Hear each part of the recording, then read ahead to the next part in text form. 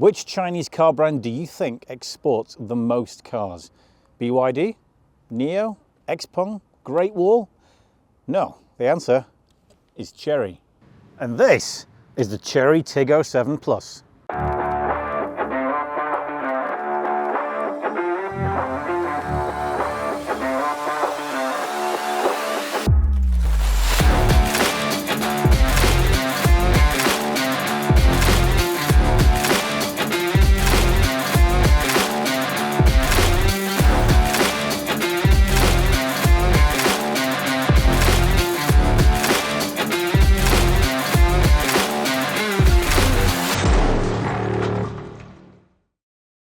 Yes, this is the Chery Tiggo 7 Plus, a quite large family SUV. It seats 5 people inside and is about the same size as a Renault Austral, if you know what that is. If you are in Europe, you probably haven't heard of Chery before because they haven't really ventured into that market. But in 2024, they are coming to Europe. They are, however, in 80 other countries around the world, and they sold more than 390,000 units in the first 6 months of this year. They actually sell more than 18,000 units of this car in more than 50 countries around the world. And they're coming to you very soon. So what is the Chery Tiggo 7 Plus? Large SUV. As I mentioned, it is conventionally powered. That means that we get a 1.5 or a 1.6 litre engine under the bonnet, and there is a hybrid version of this car on the way. Because it's a conventionally powered car, it means we need quite a lot of ventilation. So we get this large grille on the front. It gives it a lot of presence with these vertical slats and bits of chrome on there. It's kind of shaped a bit like a tiger nose because Tiggo, tiger, that's probably a little bit of a hint in there. As you can see, it's quite heavily sculpted, quite chunky. You get a lot of heavy sculpting along the side, quite flared front arches there, a lot of sculpting around the bottom here. And because it is the Plus version, we get this red stripe here across the bottom. There's also a red stripe up along the side of the roof bars, as you can see up there. Another point to mention down here, we've got some sensors and cameras up there as well. They help to give this car a level 2 autonomous driving package, but more on that later. Here at the side, in these big flared arches, we've got the largest alloys you can get on this car, 5-spoke, 19-inch alloys. You can get anything from 17 to 19-inch alloys on this car. And you can see it is quite heavily sculpted around here. Heavy sculpting here over the rear arches. Here at the bottom as well, we've got quite a chunky section to lift this car up, make it feel more rugged and SUV-like. And there along the side, you've got your red stripe. You've also got touches of chrome along here as well, and then a kink here in the C-pillar, which also comes with a bit of detailing here underneath the glass. The glass itself looks like it wraps around the back of this car, so it does actually look quite stylish underneath this large spoiler. We get a loop of light here, which loops all the way around across the back of the car, above the Chery lettering, quite a distinctive light signature. Rear window wiper, that's good. A little bit of red detailing up there, and a bit more red detailing down here on the inside of these fake DTM exhaust outlets there. Also got 2 more on this side, so this car actually looks like it's quite beefy, even if it doesn't quite deliver on DTM-like performance. We get an electric tailgate, and in here, 475 litres of space, as well as a space-saver rear wheel. You can fold the rear seats down, 40-60, get up to 1,500 litres of space in there. So quite a lot of room in the back of this car. A couple of things to mention as well, camera here and some rear sensors. That gives you 360-degree camera viewing on this car. Quite impressive for the price point, but I'll tell you about that later. And here you see 290T, that details the Newton meters of torque on this 1.6 litre engine. Inside, the Tiggo 7 does a really good job of feeling way more premium than it should do at this price point. You'll notice that we've got red leather here across the dashboard, here on the center console, and also on these big, comfortable, integrated one-piece sports seats with really big side bolstering, quite an attractive diamond pattern on there, Tiggo printed into the headrest. I mean, they're very comfortable, I have to say. I mean, you get a lot of support from the side bolsters. Not only that, you also get heating and ventilation on the 2 front seats, which is brilliant at this price point. It does feel like quite a higher seating position. Most people will appreciate that in an SUV. Personally, I'd like to be a little bit lower down, but the seats are very good. As well as the leather, you get gloss carbon fibre across the dashboard there. Makes it feel quite sporty in here. And you get this big, chunky crystal gear knob here with a sort of a tiger logo that lights up in there at night time. That's quite funky. So the materials feel pretty good actually in this car. As well as the decent materials, you get, of course, this 24.6-inch screen here. It's actually 2 12.3-inch screens, but I think you can see that already. You get some little capacitive touch buttons on the side here for idle, stop, start, lane keeping assist. There is a parking function there, which is greyed out, We don't get that on our version of the car. This screen is for your usual driving functions. This one runs on the Lion 5.0 Geon interface, so it's not the fastest in the world. You wouldn't expect it to be at this price point, but it's quite a decent system. You get Apple CarPlay and Huawei HiCar in there. You don't get Android Auto, at least on the Chinese version, but you get a few more video options in there. You get music, you also get Gauda maps, and your ventilation is here from the top.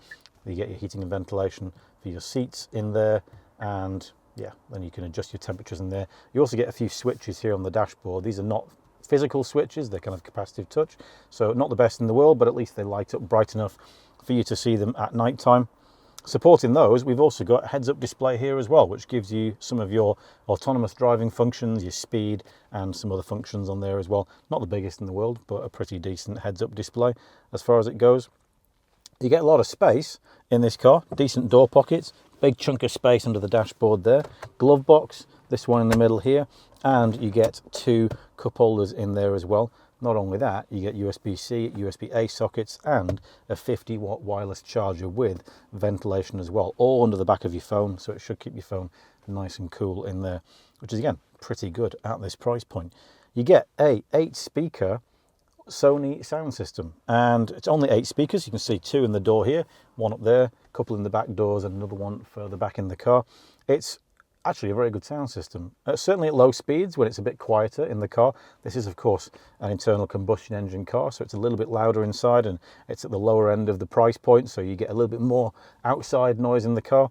It's certainly a better sound system at lower speeds, but it's quite bunchy, quite bassy and punchy at the same time, which I do like. It's just a little bit harder to hear it when you're on the move driving the car, but a good sound system.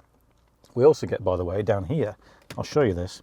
This is a fragrance system, so you can actually get fragrance in the car. It does smell quite nice. It's a little bit like a perfume. You can see there's a little fragrance picture, and these are little scent pots. I think you can actually buy different scent pots to get different flavors in your car. It's a little bit fiddly to put back, so I'm just going to put it back on there for now. That again is quite a high-end feature. What I also like is that we get more manual things. So your mirrors are controllable on the door here. Your buttons are actually kind of metallic finish. They feel quite nice to the touch there. Got manual reach and rake adjustment on the steering wheel. You've also got, by the way, hill descent control and a button to open the trunk electrically from inside. So a lot of good stuff on this car, really, to be honest with you. Steering wheel, as you can see, quite a lot of buttons on there to control your autonomous driving functions. More on that later. A little bit fiddly, there's a lot of stuff going on, but they are all manual switches, so can't argue with that. Yeah, overall, front of this car is punching well above its weight, to be honest with you. Oh, one more thing, massive panoramic sunroof as well, and yes, it is a sunroof. This one pops up, slides back, so you can get a little bit of wind in your hair motoring, and it lights up the cabin completely. That's really good. That's all controlled up here. So overall, really nice interior on the front. Passengers in the back really benefit from the fact that that seat is quite high, even on the lowest setting, because even with my mid-tops on, I've got a load of space for my feet down there. I've also got a lot of knee room and a lot of headroom.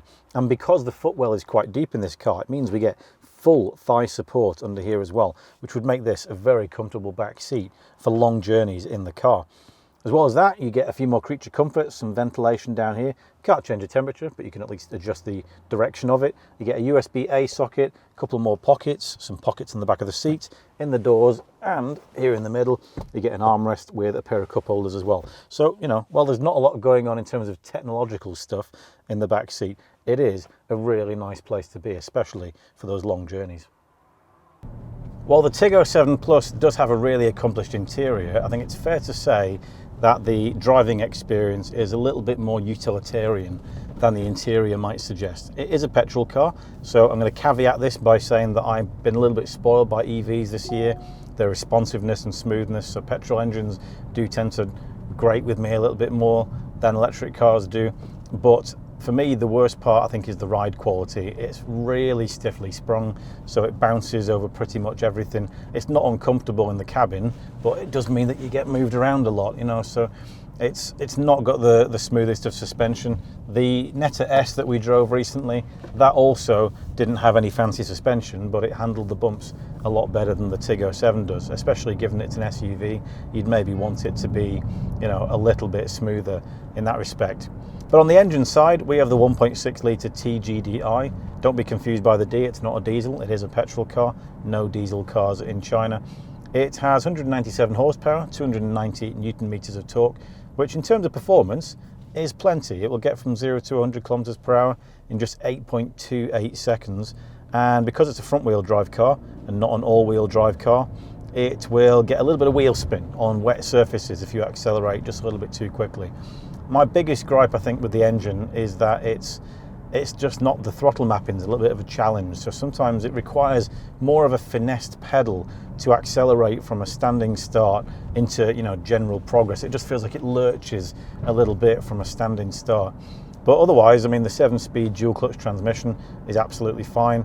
You know, it's not overly loud. It is louder than an EV, of course, and this car doesn't have the most sound insulation in the world, so it is a little bit louder at highway speeds.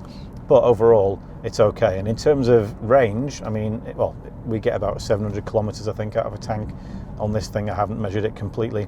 But the economy, it is claimed WLTC at 7.09 litres per 100 kilometers. That's just under 40 UK miles per gallon.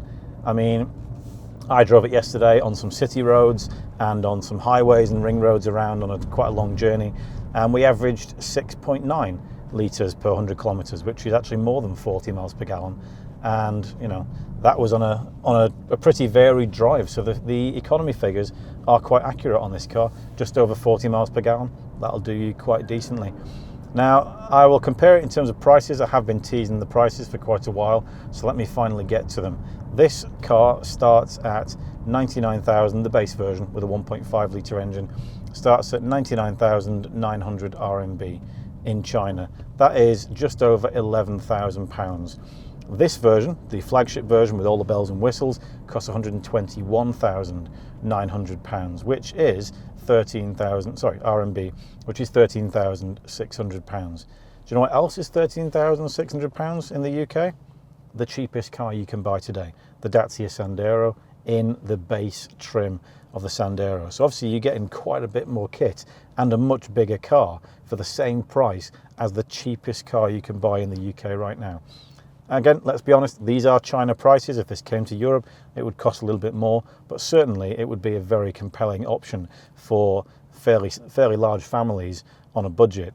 And because it's the same size as a Renault Austral, let's do a direct comparison with that. You don't get quite as much kit on an Austral as you get on this, although the Austral is a hybrid with twin electric motors and an engine, so you probably get a better overall riding car, overall driving car with the Austral. But the base version of that starts at £34,695, which is more than £21,000 more than it costs for this one, which is quite incredible. You get a lot of stuff for your money with this car.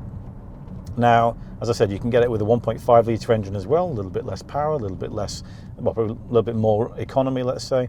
And I lied earlier, I said that the plug-in hybrid version wasn't here yet. It is here. You can actually get the plug-in hybrid version. It doesn't cost that much more than this one does, probably a few more thousand RMB. And that probably gives you, of course, much better economy and actually probably a smoother ride too, because you get the assist of the battery or the electric motor on that one.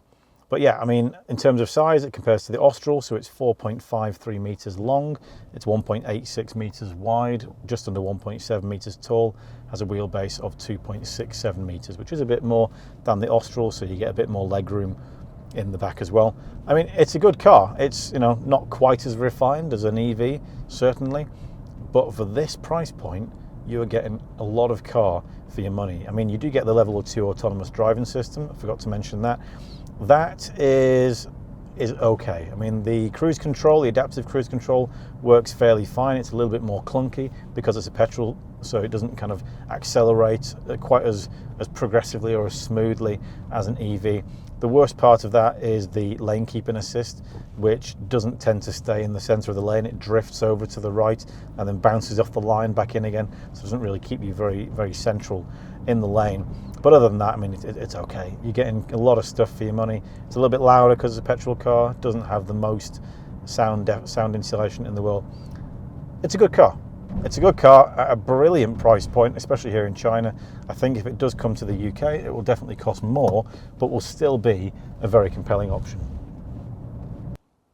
So that's it for our review of the Chery Tiggo 7 Plus. A big car, Big value, very, very small price tag. I mean, it's a very good car for what you're paying for. Yeah, it's not the most refined thing in the world. The ride quality in particular is a bit of a letdown. And of course, it's an engine, so it's not quite as efficient as an electric car, but it's got a great interior. It's packed to the nines with kit, and it's got plenty of space in there as well. If you're a family on a budget, this could well be a great car for you. Now, if this car is in your country, if you're a customer and you drive one of these, do please let us know what it's like to own one of these in the comments below. If you're in Australia, this car is coming to you very, very soon. And if you're in Europe, this car may well be on its way. I can't guarantee that, but it may be coming to Europe very soon. Thank you very much for watching. And if you do, thank you for subscribing. We'll catch you next time.